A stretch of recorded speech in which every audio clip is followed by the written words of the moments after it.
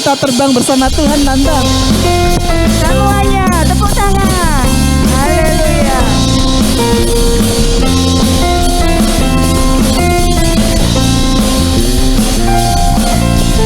Firman-Mu Tuhan, berita bagi kakiku. Haleluya. Janji-Mu, terang bagi jalan-jalanku. Kebenaran-Mu menuntunku tiap hari. Ku menantikan-Mu, beri kekuatan baru. Ku kan terbang tinggi di awan bersama-Mu dalam kemuliaan. Sebab firman-Mu teguh menopang, ku kan aman dalam-Mu Tuhan.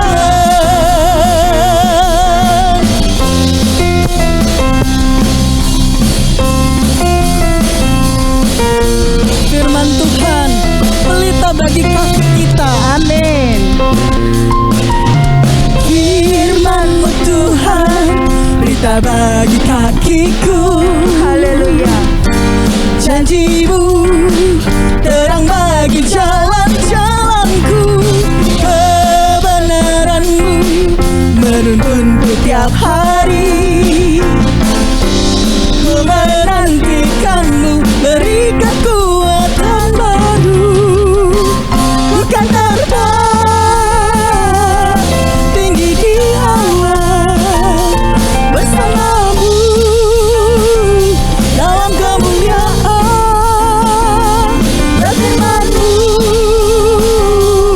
teguh menopang, ku kan aman dalam-Mu Tuhan. Katakan, ku kan terbang, ku kan terbang. Ayo semuanya tangannya anak-anak. Tinggi di awan Yang di rumah direntangkan semuanya. bersama-Mu Oke. dalam kemuliaan. Haleluya. Firman-Mu teguh menopang, ku kan aman dalam-Mu Tuhan. Ku kan terbang tinggi di awan bersama-Mu dalam kemuliaan. Firman-Mu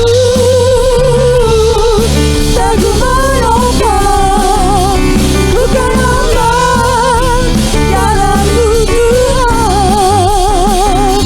Ku kan aman dalam-Mu Tuhan. Ku kan aman, ku kan aman dalam-Mu Tuhan.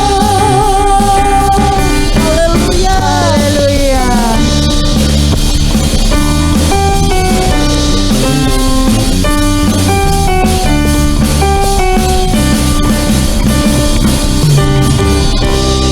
Amin.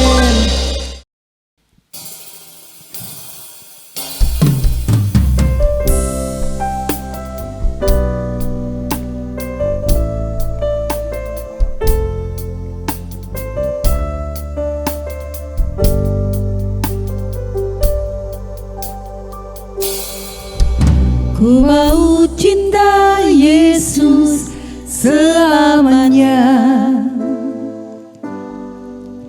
Ku mau cinta Yesus selamanya.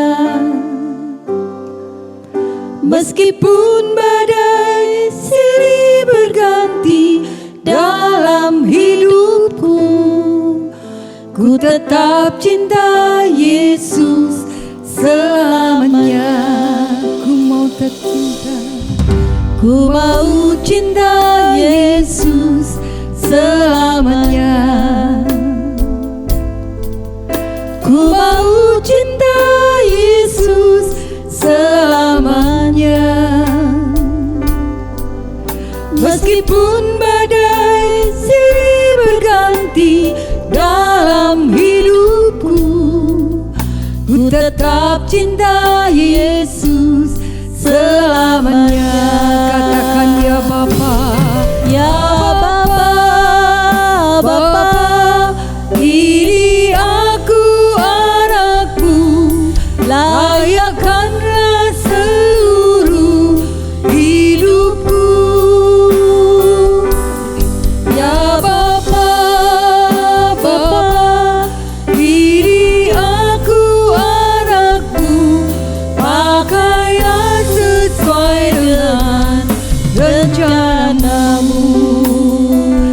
bacakan lagi dari awal ya anak-anak. Ku mau cinta Yesus.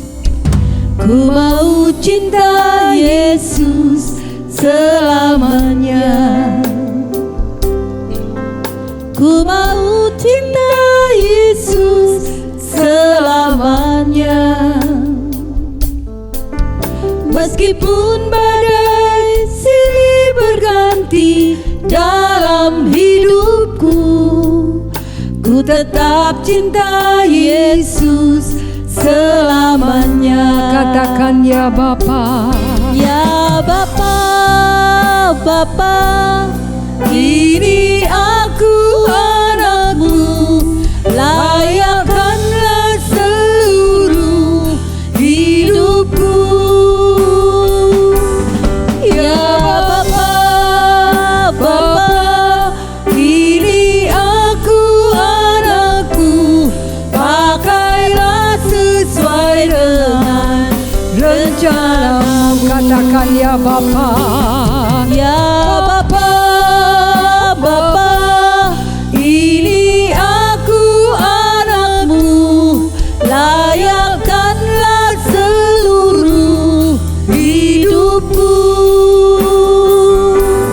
Ya Bapa, Bapa, ini aku anakmu, pakailah sesuai dengan rencanamu.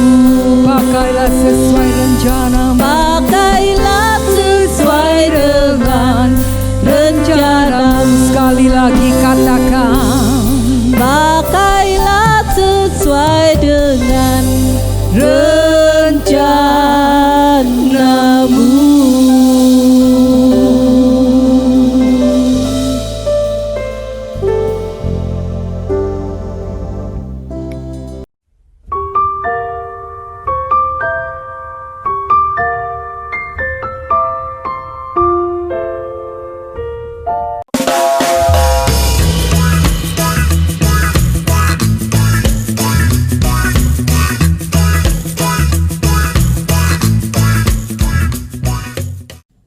Shalom, adik-adik. Selamat berbakti kembali di dalam Bible Study for Kids.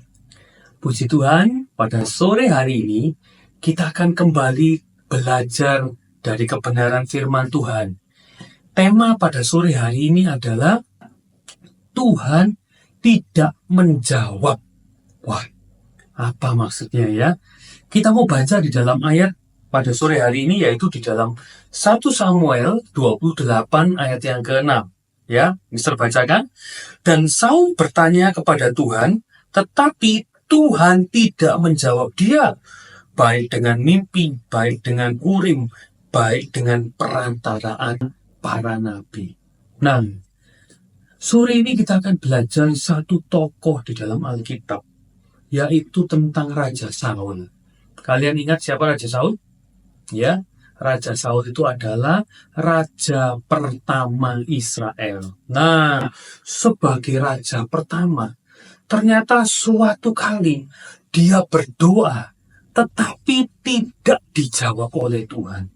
Ya, kita sebagai orang beriman, kita nggak mau seperti ini, adik-adik ya. Kita kepingin ketika kita berdoa, ketika kita memohonkan doa kita kepada Tuhan, Tuhan itu mendengar dan menjawab doa kita. Sebelum kita masuk di dalam firman Tuhan pada sore hari ini, kenapa kok Tuhan tidak menjawab doa Saul pada waktu itu? Kita mau melihat terlebih dahulu, adik-adik. Latar belakang dari ayat ini apa? Ya, kalau kalian baca di dalam seluruh pasal 1 Samuel 28 itu, kalian akan melihat cerita seperti ini, adik-adik. Ya, suatu kali Raja Saul itu melihat bahwa orang Filistin itu tiba-tiba datang mau menyerang bangsa Israel. Ya, kita tahu bahwa bangsa Filistin itu selalu menjadi musuhnya orang Israel. Ya, dan kalau kalian lihat di dalam 1 Samuel 28 ayat yang keempat, di situ diceritakan bagaimana orang Filistin itu maju ya ke sebuah tempat yang namanya Sunem. Nah, kemudian orang Israel bersama dengan Saul sebagai rajanya, mereka berjaga-jaga di Gunung Gilboa, ya, berkemah di Gilboa. Nah, mereka sudah bersiap, mereka sudah berhadap-hadapan, ya. Tetapi ketika Saul melihat hal ini, ketika Saul melihat bahwa orang Filistin itu sudah mulai mendekat, ya, sudah berada di Sunem, mereka mau berperang melawan Israel, Saul ini menjadi ketakutan, adik-adik. Padahal adik-adik perlu tahu bahwa ini bukan pertama kalinya Saul itu menghadapi orang Filistin. Dan seringkali Saul itu juga berhasil mengalahkan musuh-musuhnya. Terutama ketika Daud memimpin perang, ya, sebagai kepala pasukan dari Saul. Beberapa kali orang Israel itu mengalami kemenangan. Tetapi pada saat itu Saul sangat ketakutan. Di tengah ketakutannya itu Saul kepingin berdoa sama Tuhan. Dia mau bertanya-tanya kepada Tuhan. Ya, kemudian dia bertanya kepada imam. Ya, orang zaman itu biasa raja menanyakan kepada Tuhan melalui apa yang disebut dengan Urim. Ya, dengan Urim.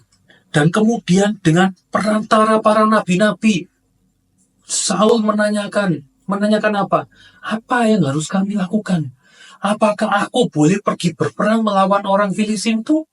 Apakah aku akan menang melawan orang Filistin? Atau jangan? Atau apa yang harus aku lakukan? Apa strategi yang harus aku lakukan untuk menghadapi orang Filistin kali ini? Ya, itu yang ditanyakan oleh Saul. Tetapi apapun yang ditanyakan oleh Saul, baik melalui imam, baik melalui nabi, mereka semua diam. Kalau adik-adik lihat di dalam gambar ini, imamnya dia nggak tahu. Tuhan tidak bilang apa-apa dalam hal ini. Tuhan diam. Tuhan tidak menjawab apa yang ditanyakan oleh Saul. Nah, kemudian Saulnya pusing. Saulnya pusing, kemudian anak buahnya mungkin menanyakan, bagaimana ini? Apa strategi kita? Apa yang harus kita lakukan? Ya, kemudian Saul tiba-tiba punya pikiran. Suatu pikiran yang salah. Dia punya pikiran untuk bertanya Tuhan, tapi lewat yang lain. Melalui siapa? Melalui arwahnya Samuel, Nabi Samuel. Kenapa disebut arwahnya Nabi Samuel? Karena pada saat itu Nabi Samuel itu sudah meninggal. Ya, sudah meninggal, sudah tidak ada.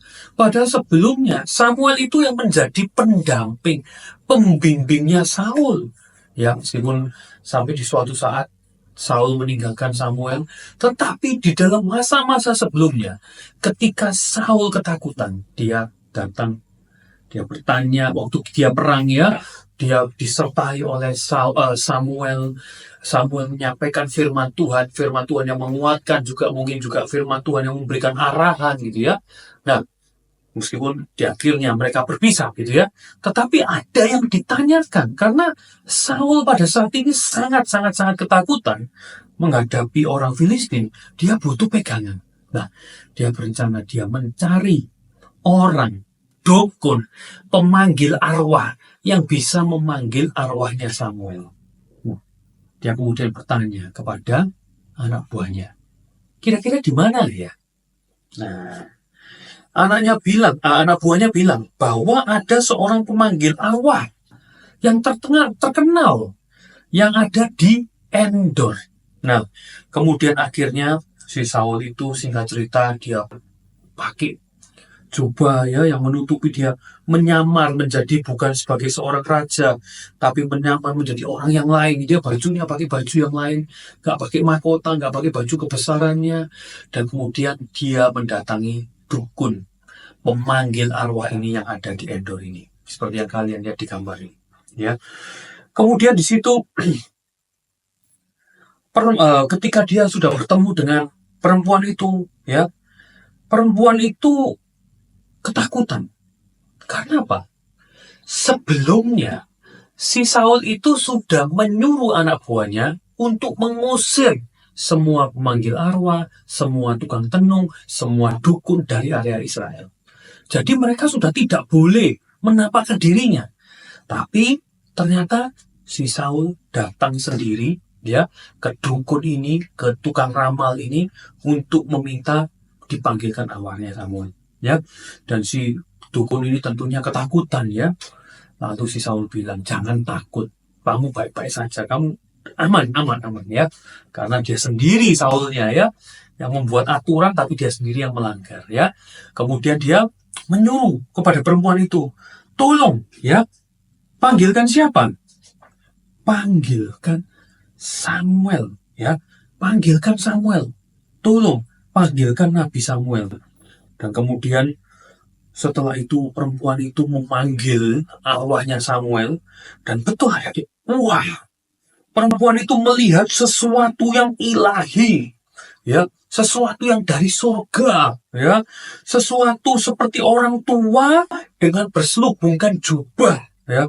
Wah, si Saul mungkin kenal ya, memang si Samuel ini dulu sebagai orang yang tua, biasa pakai jubah, mungkin ditutupi mukanya gitu. Nah mungkin, wah ini pasti arwahnya si Samuel. Nah, ketika roh itu muncul di hadapan perempuan itu dikasih tahu sama rohnya itu tadi.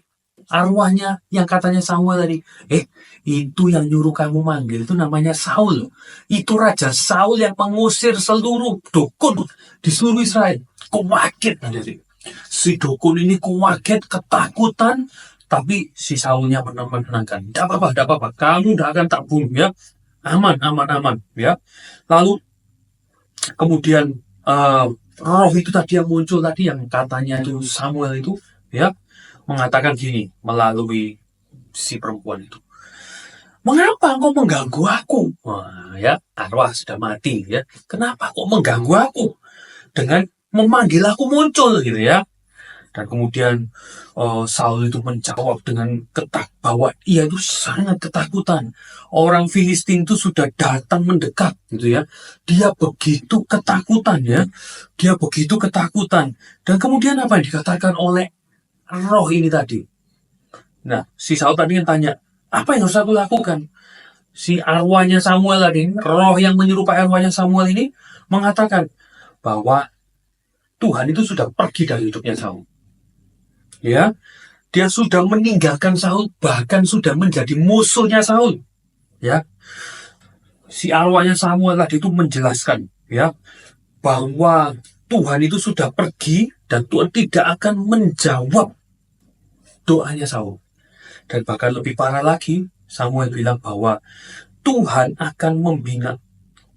Tuhan itu marah karena apa? Karena kesalahannya Saul. Yaitu karena suatu kali kalau kalian baca di dalam 1 Samuel 15, Saul itu ditugaskan untuk membunuh seluruh bangsa Amalek, tapi tidak dilakukan. Saul tidak taat terhadap perintah Tuhan. Oleh karena itu Tuhan itu marah. Dan si arwahnya Samuel itu bilang seperti ini, besok kamu bersama dengan anak-anakmu akan berada bersama dengan aku. Artinya apa? Saul bersama dengan anak-anaknya besok akan mati oleh orang Filistin. Ketika Saul itu mendengar apa yang dikatakan roh itu, dia menjadi ketakutan. Dia menjadi sangat ketakutan. Sampai dia itu rebah. Sampai dia itu geblak. Sampai dia itu pingsan. Ya, sampai akhirnya si perempuan ini, orang-orang anak buahnya itu membujuk, menghibur, berusaha dikasih makan tapi tidak mau, dipaksa dari ya. Sampai akhirnya mau dikasih makan tapi dengan lemas ya. Akhirnya besoknya singkat cerita mereka pergi berperang. Si Saul sudah dengan sangat ketakutan, hati yang ciut, hati yang lemah, dia maju ke medan peperangan. Dan betul adik-adik, orang Israel dikalahkan. Bukan cuma itu saja, ketika orang Israel melihat mereka kalah, mereka mulai berlarian. Si Saul yang melihat bahwa mereka sudah kalah, dia bilang sama bujangnya, bunuhlah aku. Bujang pembawa senjatanya, ya asistennya, ya, bunuhlah aku. Bujangnya tidak mau. Akhirnya apa yang dilakukan? Dia membunuh dirinya sendiri. Dia menjatuhkan dirinya di atas pedangnya, dan bujangnya pun juga bunuh diri. Dan kalau kita lihat di dalam ceritanya, betul-betul seluruh keluarga tiga anaknya Saul semua mati di medan peperangan. Dan kemudian apa yang dilakukan ketika orang Filistin melihat kematian dari Saul ini dan anak-anaknya? Mereka bersorak-sorak. Apa yang dilakukan? Mereka memenggal kepalanya Saul. Seperti apa yang dilakukan Daud kepada pahlawannya orang Filistin, Goliat. Dipenggal kepalanya. Kepalanya Saul dibawa. Dibuat sebagai tanda kemenangan. Ditancapkan di kuil Dagon, kuilnya mereka, sebagai tanda kemenangannya. Dilihat banyak orang. Adik-adik, begitu mengerikan, ya. Badannya dan mayat-mayat tiga anaknya tadi itu digantungkan, dipakukan di tembok kota Bet-sean. Ya, begitu mengerikan kematian mereka. Kematian Saul itu begitu mengerikan. Ya, kalau kita melihat kenapa kok sampai Tuhan tidak menjawab doanya Saul, ya, mungkin Mr. potong sedikit. Mr. mau jelaskan, tadi ketika Saul datang ke dukun di Endor, pemanggil arwah di Endor, muncul sebuah arwah, roh yang katanya ilahi, yang katanya seperti orang tua berpakaian pakai jubah. Ya, Mr. mau jelaskan pada kalian, itu bukan Samuel. Itu adalah roh jahat. Orang yang sudah mati itu langsung tidak bisa kembali ke dunia orang hidup. Tidak bisa. Rohnya tidak bisa kembali. Yang ada apa? Roh-roh jahat, roh-roh setan yang ada di dunia. Itu mereka bisa berubah menjadi apapun. Mau jadi Samuel bisa. Bahkan mau menjadi malaikat terang aja bisa. Apalagi jadi mirip Samuel. Nggak pernah dijelaskan di dalam Alkitab bahwa itu namanya Samuel, bahwa aku adalah Samuel. No, tidak pernah dijelaskan. Tetapi Saul menganggap itu adalah Samuel. Dan roh jahat ini memberikan ketakutan. Memang kelihatannya betul. Memang kelihatannya si roh jahat ini tahu Saul pernah berbuat salah ketika membinasakan orang Amalek. Dia tidak taat. Tahu dia bahwa Tuhan menjauhi dari dirinya. Tahu. Karena roh jahat inilah yang sebenarnya yang selalu mengganggu Saul ketika dia jauh dari Tuhan. Dia tahu semuanya. Dia tahu. Oleh karena itu dia bisa bilang, meskipun dia bukan Samuel, meskipun dia roh setan, dia tahu. Dia bisa mengatakan tersebut. Tetapi yang disampaikan oleh roh jahat itu bukan kekuatan, bukan dari Tuhan, tetapi sesuatu yang menakutkan. Sesuatu yang membuat Saul menjadi semakin lemah, semakin tidak mau bertobat, dan akhirnya masuk di dalam kebinasaan. Ya, kalau kita melihat dari cerita ini, ya, ini adalah cerita yang sangat mengerikan, adik-adik. Kita mau belajar bagaimana orang yang tadinya diurapi Tuhan menjadi raja, orang yang dipilih oleh Tuhan sendiri, tetapi dia dilupakan, ditinggalkan oleh Tuhan. Kita tidak mau ditinggalkan oleh Tuhan. Mungkin adik-adik ada doa yang masih belum dijawab oleh Tuhan. Tidak apa-apa. Tapi jangan sampai tidak dijawab itu karena kalian ditinggalkan oleh Tuhan. Karena kalian ditinggalkan oleh Roh Kudus. Jangan sampai, adik-adik. Kalau kalian mungkin Tuhan masih menyuruh kalian menunggu, Tuhan belum jawab. Kalian pengen berdoa untuk kesembuhan seseorang, kalian berdoa untuk masalah kalian, Tuhan belum jawab. Kadang kita harus menunggu, tidak apa-apa. Selama kita tidak ditinggalkan oleh Tuhan. Yang ngeri dari cerita Saul ini adalah ketika Saul ditinggalkan Tuhan, sampai Tuhan tidak mau menjawab doa Saul. Nah, kita mau melihat adik-adik. Sebenarnya kenapa Saul itu Tuhan tidak menjawab doa Saul? Yang pertama kita melihat, karena Saul itu tidak taat. Ya. 2 kali Saul itu melakukan ketidaktaatan. Kalau kalian baca di dalam 1 Samuel 13, seluruh perikop itu cerita ketidaktaatan Saul yang pertama. Ayat yang ke-13 Mister bacakan. Kata Samuel kepada Saul, Saul, perbuatanmu itu bodoh. Engkau tidak mengikuti perintah Tuhan Allahmu yang diperintahkan kepadamu. Sebab sedianya Tuhan mengokohkan kerajaanmu atas orang Israel untuk selama-lamanya, tapi tidak jadi.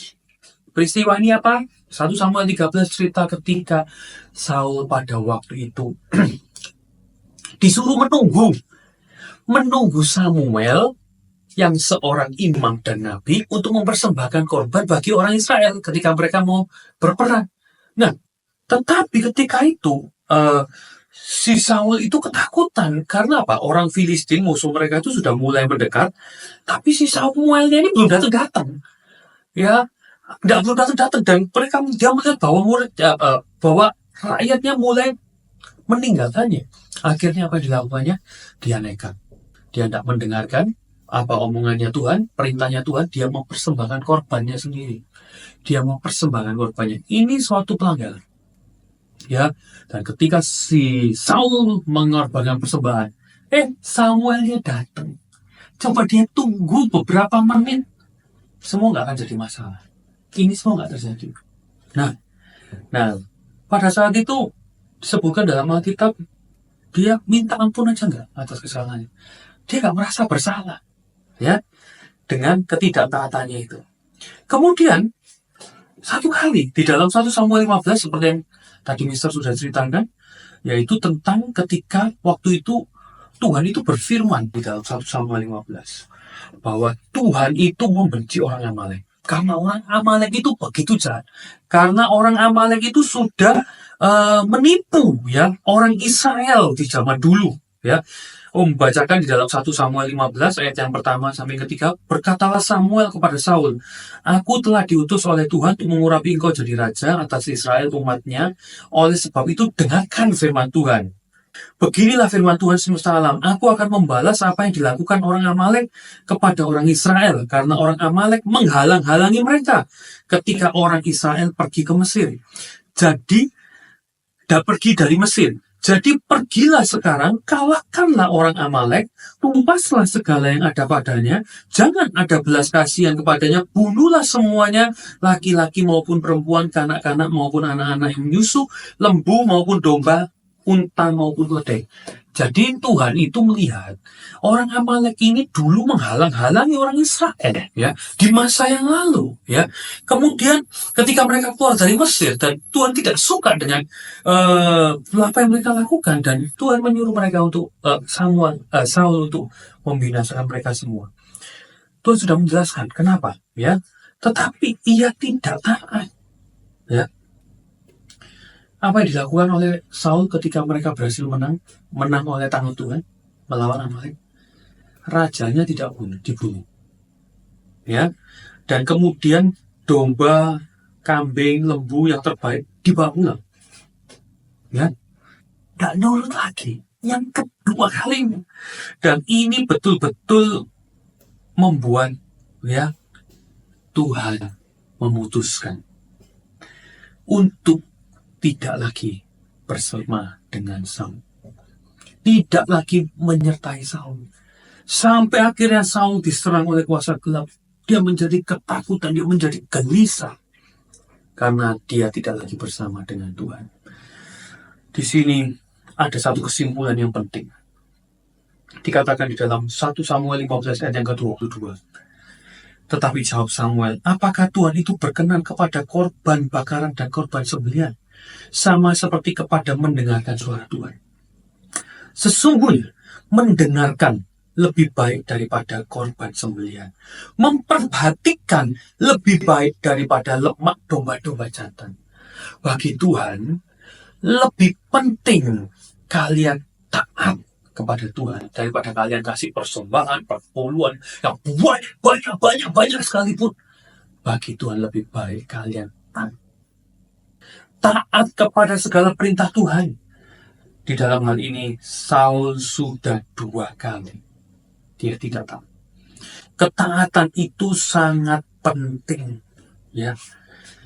Ketaatan itu sangat penting. Bahkan kalau kalian lihat, ya, ketidaktaatan yang dilakukan oleh Saul itu bukan hanya tidak taat, tapi itu dianggap sama dengan penyembahan berhala oleh Tuhan. Orang yang tidak taat itu sama dengan menyembah berhala. Nah, jadi yang pertama, mengapa Tuhan tidak menjawab Saul? Yang pertama, karena Saul tidak taat. 2 2 kali dia ngotot, bahkan sampai akhir hidupnya dia tidak mau taat. Ya.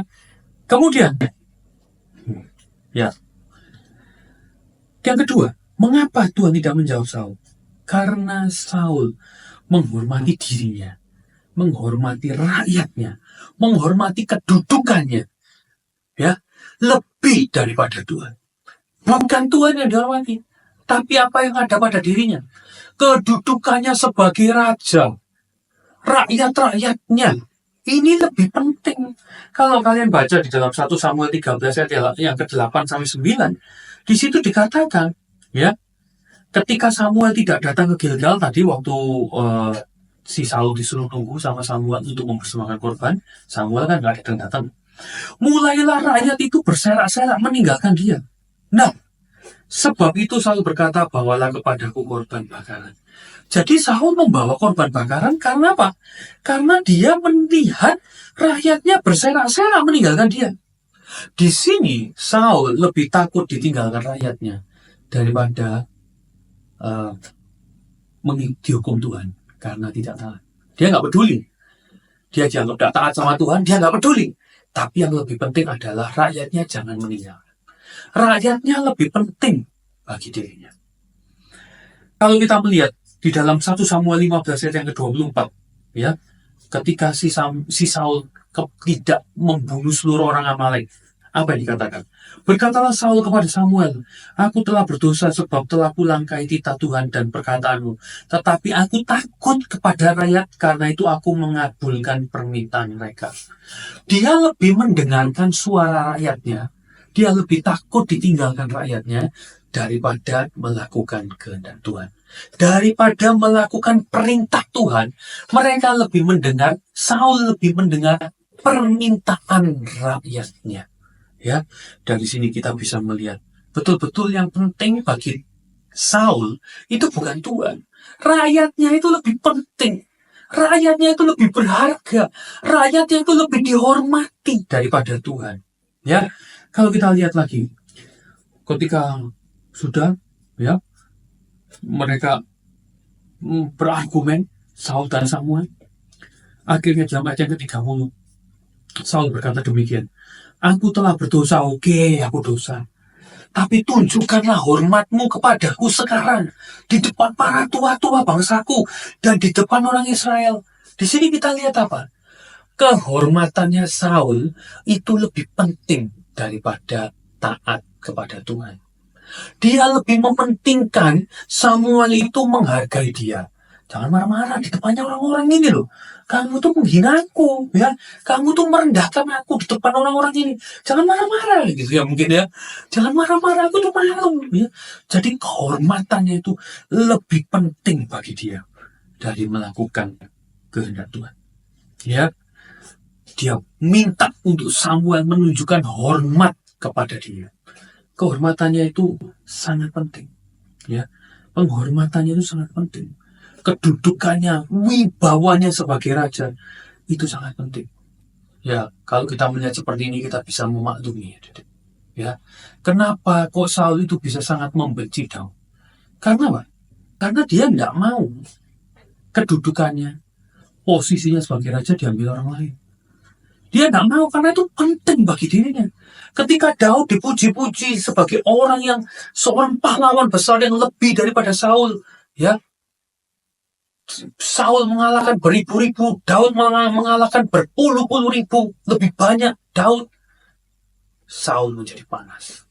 Saul menjadi benci. Saul menjadi dendam kepada Daud dan kepingin membunuh Daud. Ya. Hal ini sangat bertentangan dengan apa yang dilakukan oleh Daud.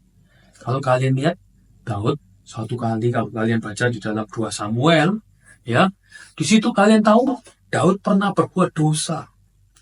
Daud pernah berzina dengan seorang yang namanya Batseba, bahkan membunuh suaminya.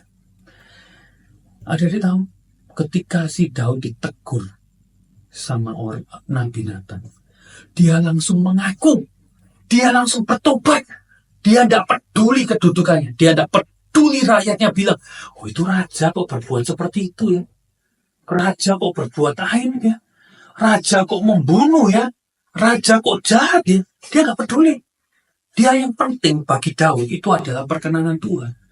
Bahkan dia menulis sebuah Mazmur. Di dalam Mazmur 51 ayat yang ke-11.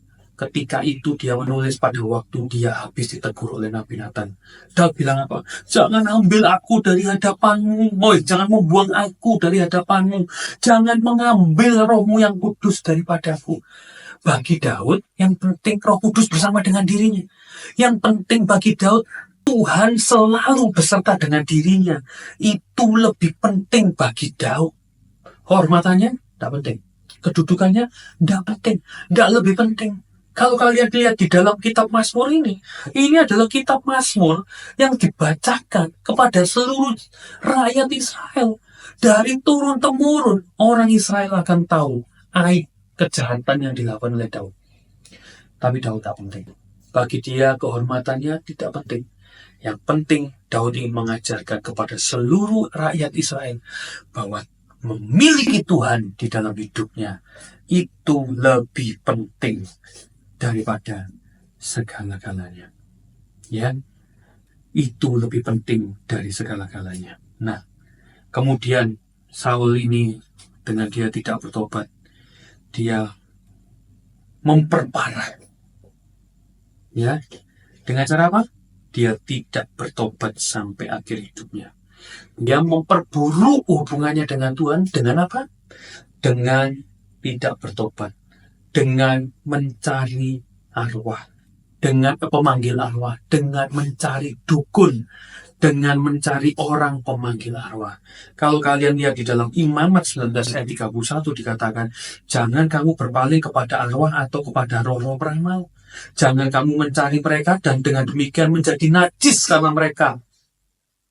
Adik-adik, Saul itu tahu ayatnya ini, Imamat 19 ayat 31, tahu bahwa orang Israel tidak boleh mencari pemanggil arwah, tidak boleh cari peramal, tidak boleh berpaling kepada mereka karena mereka akan menjadi najis ketika mereka mencari arwah-arwah itu tadi.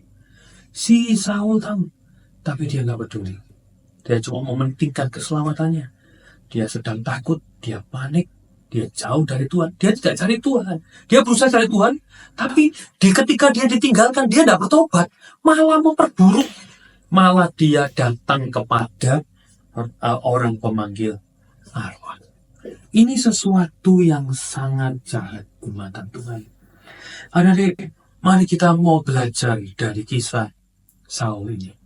Mari kita mau melihat bahwa seringkali kita itu menjadi orang yang tidak taat. Kita mengerti firman Tuhan. Firman Tuhan mengatakan jangan mencuri. Tetapi dengan mudahnya kita mencuri nilai dengan cara mencontek waktu ulangan. Tuhan kepingin kita tidak berzina. Tetapi dengan mudahnya ada orang-orang yang terikat dengan pornografi. Ketika kita tahu bahwa Tuhan ingin kita itu hanya mengutamakan Tuhan, jangan ada Allah lain di hadapanku. Tapi dalam kehidupan kita sehari-hari, kita mudah mengidolakan yang lain. Ada orang yang mengidolakan K-pop, drama Korea. Ada yang mengidolakan film-film. Lebih penting main daripada Tuhan. Lebih penting push rank daripada Tuhan, daripada mencari Tuhan. Lebih penting berkumpul dengan teman-teman. Tidak apa-apa berkumpul dengan teman-teman. Tetapi ketika itu sampai menghabiskan waktu-waktu kita. Ketika pergaulan-pergaulan yang buruk, jahat, merusakkan kebaikan, kebiasaan yang baik dalam diri kita. Membuat kita jauh dari Tuhan. Itu salah. Kita mau mengutamakan Tuhan. Ketika ada pergaulan yang membuat kita jauh dari Tuhan, kita mau lepas dari pergaulan itu. Kita mau mencari Tuhan lebih, seperti yang dilakukan oleh Daud. Tidak penting aku dilihat temanku, aku orang yang keren, tidak penting. Yang penting aku berkenan di hadapan Tuhan. Tidak penting nilaiku harus baik dengan cara nyuntung. Ya, dengan cara yang salah nggak boleh ya. Tapi kalau kalian berusaha dapat nilai baik dengan cara yang betul, dengan belajar sungguh-sungguh, itu kewajiban kalian. Itu harus kalian lakukan. Bahkan itu kewajiban kalian untuk menjadi terang sebagai anak-anak terang bagi sekeliling kalian. Ya, tetapi ketika kita mau mengutamakan, wah, nyuntuk, ya, itu sesuatu yang buruk. Kita mengutamakan nilai dengan segala cara kita menghalalkan, mungkin dengan bawa contekan, mungkin dengan macam-macam. Zaman sekarang adik-adik mungkin lebih pintar, lebih canggih membuat contekan-contekan di dalam ujian. Tetapi itu adalah suatu tindakan yang mengutamakan yang lain lebih daripada Tuhan. Orang-orang yang seperti ini tidak akan bisa sungguh-sungguh. Orang-orang yang seperti ini, orang yang tidak mau taat, orang-orang yang tidak mau mengutamakan Tuhan di dalam hidupnya. Secara rohani dia akan semakin lama semakin jauh dari Tuhan. Semakin lama kalian mungkin akan merasa, Tuhan di mana ya dalam hidupnya? Kalian mungkin akan semakin merasa, Tuhan, setiap kali aku berdoa, kok aku tidak bisa mendapatkan jawaban. Terlebih dari itu, Tuhan, setiap kali aku datang beribadah, aku selalu bosan. Aku selalu ngantuk. Aku selalu tidak pengen datang ke ibadah. Aku lebih kepingin datang ke tempat-tempat yang lain yang lebih menyenangkan. Kalian semakin lama kan semakin jauh dari Tuhan. Lihat apa yang dialami oleh Saul. Ya, pertama kali Saul di dalam 1 Samuel 13 cuma dikasih tahu dihukum. Kamu tadinya akan bakal selamanya jadi raja Israel, sekarang enggak. 1 Samuel 15 dikatakan, bukan cuma keturunanmu, tapi juga sekarang engkau aku tolak. Saul ditolak oleh Tuhan. Ya, jadi semakin lama akan semakin jauh. Dan sampai akhirnya Saul memperburuk dengan cara dia melakukan suatu tindakan yang menyedihkan hati Tuhan, menyakitkan hati Tuhan, yaitu datang kepada roh-roh peramal. Adik-adik, mari coba kita koreksi diri kita masing-masing. Apakah Tuhan yang nomor satu? Apakah hobi kita lebih penting daripada Tuhan? Apakah kesukaan kita lebih penting daripada Tuhan? Ketika kalian liburan, ketika kalian punya waktu yang begitu luang, apa yang kalian pakai dengan waktu kalian? Apa yang kalian pakai untuk menghabiskan waktu kalian? Apakah kalian datang kepada Tuhan dan mencari Tuhan? Atau kalian justru melupakan Tuhan ketika kalian liburan? Ketika kalian liburan, kalian sudah nggak Tuhan-Tuhanan, sudah lupa saat teduh, sudah lupa berdoa, bahkan sudah lupa beribadah. Kalian sudah lupa pelayanan dan lain sebagainya. Marilah, kita mau mencari Tuhan, kita mau taat sama Tuhan. Kita sebagai manusia yang berdosa, kita telah ditebus oleh darah Yesus. Kita berhutang, hutang yang tidak akan pernah bisa kita lunasi. Kalau adik-adik melihat, kalian adik-adik mengerti betapa besar kasih Allah kepada kita, kalian akan bisa mengutamakan Tuhan. Kalian bisa akan menghargai Tuhan begitu luar biasa. Kalian akan bisa selalu mengutamakan Tuhan di dalam hidup kalian. Kita masuk di dalam kesimpulannya, adik-adik. Kita melihat, kita percaya bahwa Tuhan itu maha kasih. Ya, Mister tunjukkan beberapa ayat. Roma 5 ayat 8 dikatakan, akan tetapi Allah menunjukkan kasih-Nya kepada kita oleh karena Kristus telah mati untuk kita ketika kita masih berdosa. Tuhan itu menunjukkan kasih-Nya ketika kalian belum layak untuk dikasih. Ketika kalian masih berdosa, kalian sudah dikasih oleh Tuhan. Roma 3 ayat 24 dikatakan, dan oleh kasih karunia telah dibenarkan dengan cuma-cuma karena penebusan di dalam Kristus Yesus. Yesus itu mengasihi kita. Tuhan itu sangat mengasihi kita. Dia menebus kita, membenarkan kita dengan cuma-cuma. Dan kalau kita melihat apa hasil pembenaran, apa hasil penebusan Kristus, sekalipun dosamu merah seperti kermisi, akan jadi putih seperti salju. Dosa kita diampuni. Tuhan itu maha kasih, maha pengampun. Oke? Kita perlu mengerti ini. Tuhan itu maha pengampun. Ya, oleh karena itu ketika Tuhan menegur kita, saat itu jugalah kita harus mau bertobat. Kita mau taat. Ya. Kita mau taat. Ibrani 4 ayat 7, sebab itu ia menetapkan semula suatu hari, yaitu hari ini, ketika ia setelah sekian lama berfirman dengan perantaraan Daud, seperti dikatakan di atas, pada hari ini jika kamu mendengar suaranya, janganlah keraskan hatimu. Jangan seperti Saul, ketika dia ditegur karena di dalam 1 Samuel 13 ia mempersembahkan korban, dia nggak peduli. Ketika dia ditegur karena dia tidak membinasakan seluruh Amalek, ketika dia sudah ditunjukkan hukuman Tuhan sekalipun, dia nggak peduli. Dia nggak peduli. Setelah kejadian 1 Samuel 15 itu, ketika Saul melakukan kesalahan yang kedua kalinya, Samuel pun meninggalkan dia. Dan Saul don't care. Tidak peduli. Saul tidak pernah mendatangi Samuel, minta maaf, minta ampun, minta pengampunan dari Tuhan, minta berkat dari Tuhan. Tidak pernah. Sampai akhirnya Samuel mati. Dan ketika mati, terjadilah perang itu tadi, si Saul ketakutan, yang dicari tidak ada, akhirnya cari arwahnya. Tambah salah lagi. Ya, jadi ketika Tuhan menegur, jangan keraskan hati. Taat. Berubah kalau kalian mungkin koreksi dalam diri kalian. Tuhan, aku ini kok omongannya sih kasar ya. Aku ini kalau sama orang tua ini kok sulit menghormati. Tuhan, aku tadi barusan minta mamaku Tuhan. Ampun Tuhan, ampun Tuhan. Minta ampun Tuhan, pasti mengampuni. Kembali ke nomor 1.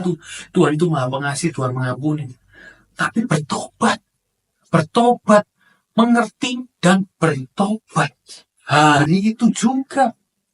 Karena itu, mari kita biasakan setiap hari. Kita mengkoreksi diri kita. Kita mau melihat, hatiku sudah baik enggak ya? Aku sudah benar nggak di hadapan Tuhan, dan lain sebagainya.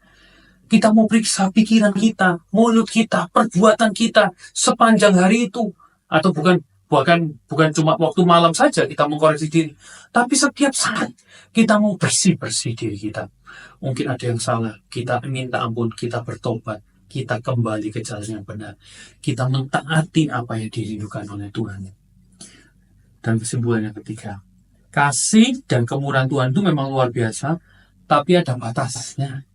Tidak untuk selamanya. Dikatakan dalam Roma 2 ayat 4, maukah engkau menganggap sepi kekayaan kemurahannya, kesabarannya, dan kelapangan hatinya? Tidakkah engkau tahu bahwa maksud kemurahan Allah ialah menuntut engkau kepada pertobatan?